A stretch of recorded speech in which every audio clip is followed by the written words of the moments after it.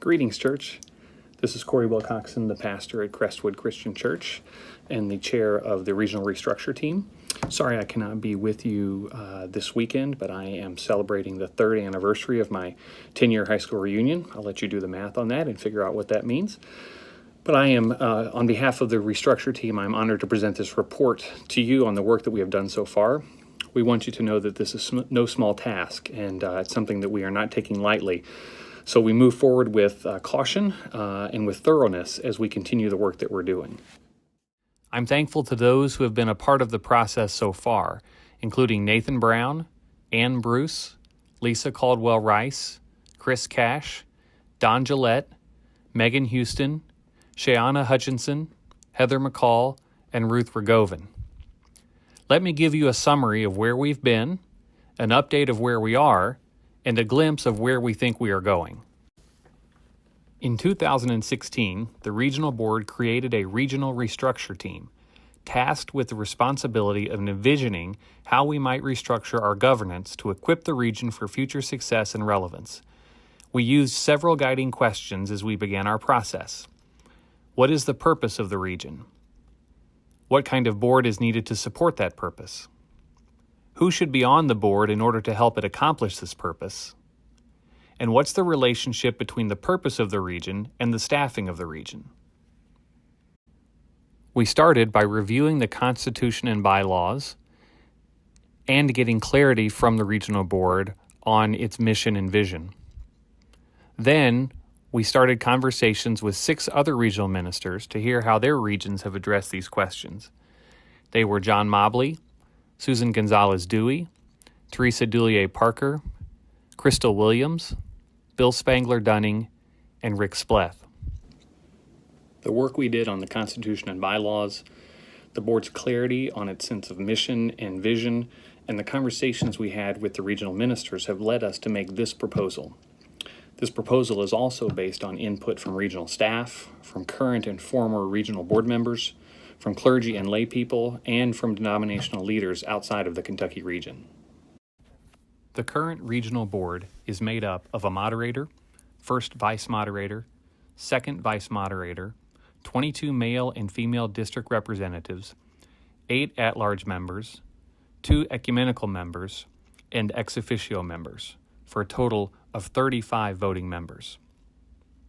We propose a restructured board, which would be made up of a moderator, first vice moderator, second vice moderator, 11 at-large members, 1 ecumenical member, and ex officio members, for a total of 15 voting members. This new board structure no longer considers geographic districts as the best avenue through which we would constitute the board. While districts at one time served a purpose in this region and served it well, they are for the most part no longer functional, and that means they're no longer helpful in determining who should serve on the regional board. But we're still very committed to a diverse and representative regional board, and so we recommend that the selection of the 11 at-large members be subject to the following criteria.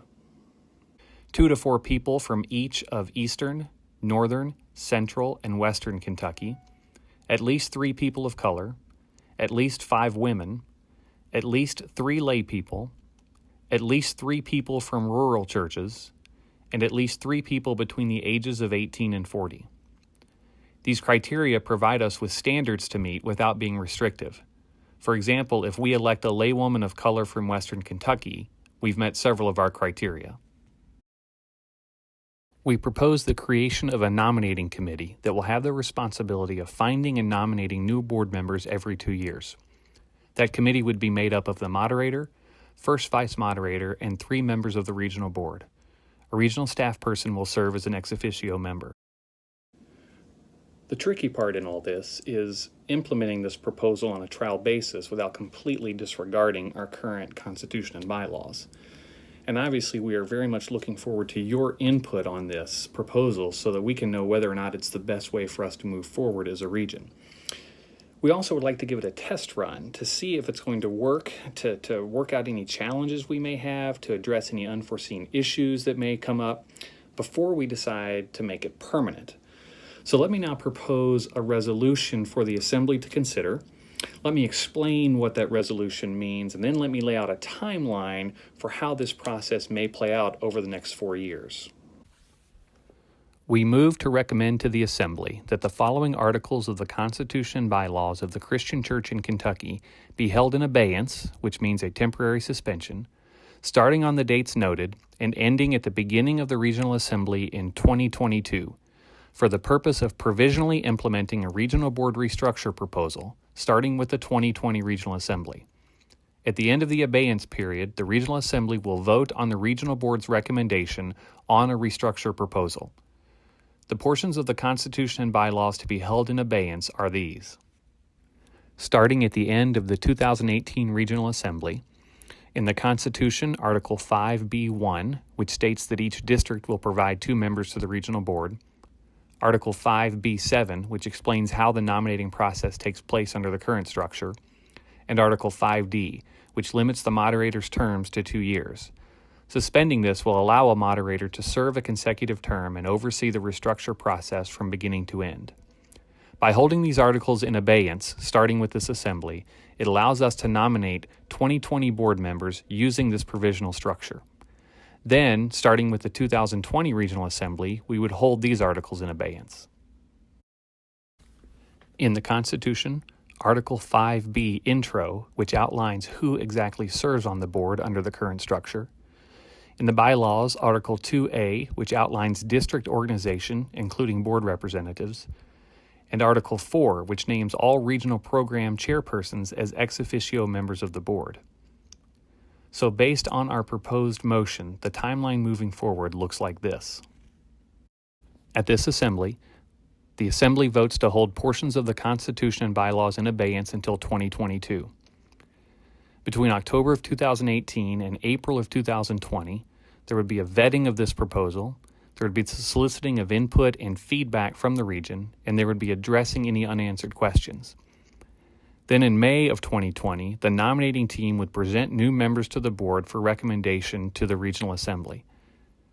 In October 2020, at the Regional Assembly, the Assembly would vote on these new board members per this proposal. The proposed board would then take effect and serve until the 2022 Assembly, at which time the Assembly would vote on whether or not to permanently adopt this proposed board structure. To summarize, what we are asking for in this motion is that the current board structure will still continue to operate, that's the 35 members, from now until the 2020 Assembly. At the 2020 Assembly, the new board structure would take place with the 15-member board, including the 11 at-large members with the criteria that we put forward. And then at the 2022 Assembly, we would vote on whether to keep that structure and make it permanent or to go a different direction. This is a lot to throw at you, and I'm sure this proposal has generated a lot of questions. In fact, the restructure team, we still have some questions about how this will all work out. But we realize we can't fully know whether this proposal is the right thing for the future of our region unless 2 things happen. Number 1, we get your input on it. And number 2, we test this out to see if this will actually work in practice. Because if we don't do that, it's only words on a page. So what we're asking you to vote on now is to allow the restructure team and the board to move forward with testing this proposal over the next 4 years. By holding portions of the Constitution and bylaws in abeyance, we're not making any permanent changes. What we're doing is this allows us to solicit your feedback and to shape the proposal as we move forward with it. It's a bit like working on a car's engine while it's still running, but we feel it's the only way to make the necessary changes while we continue to move forward. If you would like to be a part of these conversations, please let me know. Our plan is to schedule a series of video and phone conferences in the spring and through the course of next year to solicit feedback and to address your questions and concerns. Be looking for more information on that in the near future.